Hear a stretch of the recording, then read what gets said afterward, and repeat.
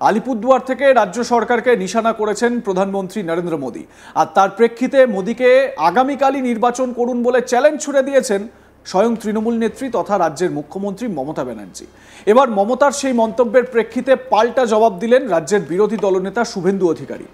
তিনি বলেন, নির্বাচন রাষ্ট্রপতি শাসনে হলে 200 আসনে হারবে তৃণমূল ও তৃতীয় হবে, বাকিরা দ্বিতীয় হবে।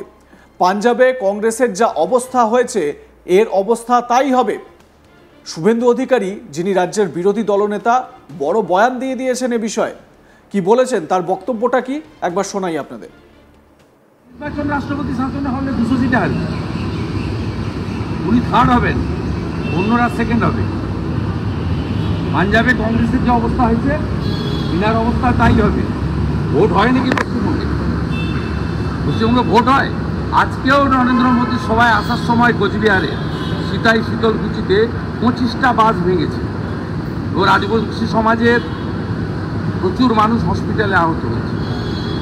ওনার এই গুন্ডাগর্দি বন্ধ, এখানে রাষ্ট্রপতি শাসনে ভোট করুন না। পশ্চিমবঙ্গের আলিপুরদুয়ারে ছিল প্রধানমন্ত্রীর জনসভা। আর সেই জনসভায় প্রধানমন্ত্রী বক্তব্য রাখার আগে বক্তব্য রাখছিলেন রাজ্যের বিজেপির সভাপতি সুকান্ত মজুমদার।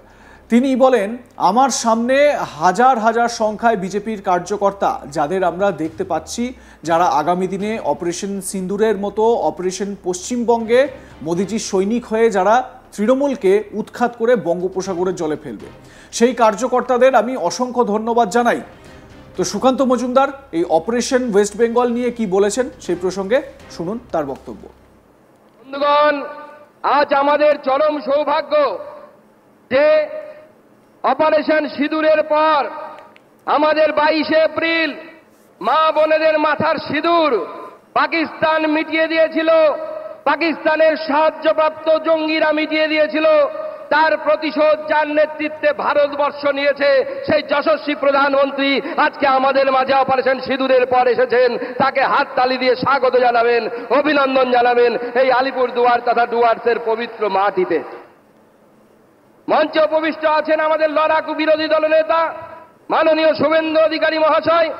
উপস্থিত আছেন আমাদের ন্যাশনাল জেনারেল সেক্রেটারি মাননীয় সুনীল বনশালজি এবং আমাদের প্রভারী সহপ্রভারী মাননীয় অমিত মালব্য মহাশয়, সম্মানীয় সাংসদগণ, লোকসভা এবং রাজ্যসভা প্রাক্তন কেন্দ্রীয় মন্ত্রী, বিধায়ক, জেলা প্রেসিডেন্ট এবং আমার সামনে হাজার হাজার সংখ্যায় বিজেপির কার্যকর্তা, যাদেরকে আমরা দেখতে পাচ্ছি, যারা আগামী দিনে অপারেশন সিঁদুরের মতো অপারেশন পশ্চিমবঙ্গে মোদিজির সৈনিক হয়ে যারা তৃণমূল কংগ্রেসকে উৎখাত করে বঙ্গোপসাগরের জেলে গিয়ে ফেলবে, সেই কার্যকর্তাদের আমি অসংখ্য ধন্যবাদ জানাই। আমার বাগান থেকে আসা গোর্খা ভাই বোনেরা, দাদারা, তাদেরকে আমি আমার নমস্কার জানাই।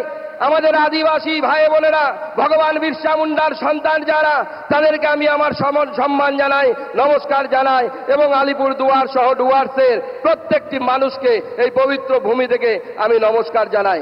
আজকে বন্ধুগণ, মাননীয় প্রধানমন্ত্রী বিজয় সংকল্প যাত্রার মধ্য দিয়ে পশ্চিমবঙ্গের বিজয়ের রথ আজকে থেকে আলিপুরদুয়ারের মাটি থেকে শুরু হচ্ছে।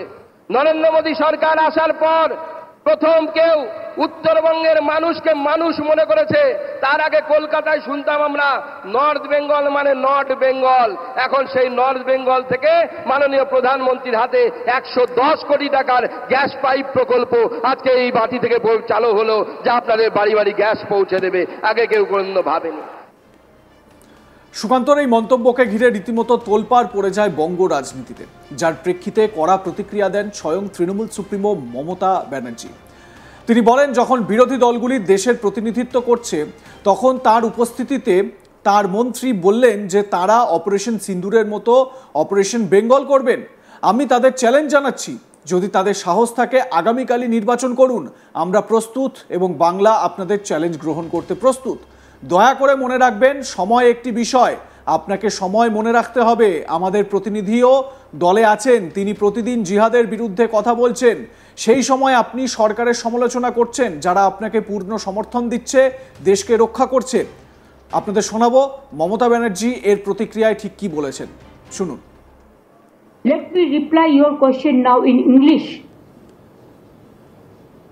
What Modi ji had said today, we are not only shocked. But it is very saddening to hear the voice of Prime Minister when all the opposition team, they are representing the country, the world. They are taking bold decision to protect the country's interest, national interest. Obviously, always we protect the country because it is our motherland. We will do that. But at that time, is it the time for Narendra Modi, Prime Minister of this country? And his presence of him, his minister said, like Operation Sindoor, they will do the Bengal operation also. Operation of Bengal. I challenge them. If they have the guards, you go election for tomorrow. We are ready and Bengal is ready to accept your challenge. But please remember, time is a factor. You must remember the timing. Our representative, Abhishek Banerjee, is also in the team. And he is shouting his voice every day against the terror, against the terrorism. And at that time, Mr. Modi ji, not as a Prime Minister, you are as a Prime Minister, as a BJP President, you are criticizing the government, which government is giving you full support, defending the country like anything. And you are accusing the government. And do you want to blame the opposition at this time, at this hour, to politicize the things? Just as a BJP leader, Jumla party, BJP Jumla party, some people are saying, it is not, I am saying, that hopping, dupping, Duggins party, who are doing garbage of lies. They loot and scoot the country. And it won't look nice to talk in this manner, in a big way. Regarding Operation Sindoor, though I don't have any comments. But please remember, every woman, they have a respect. They take Sindoor from their husband. But PM Modi is saying just like, you are not the husband of everybody. Why you are not giving Sindoor to your Mrs. first?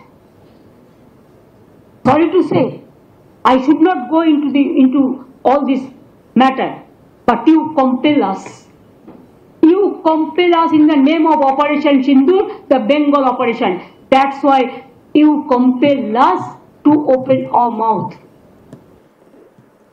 Like comment share করতে ভুলবেন না। দেখতে থাকুন আজ তাক Bangla. Subscribe করুন আমাদের YouTube চ্যানেলটি, বেল আইকন প্রেস করুন নোটিফিকেশন পেতে।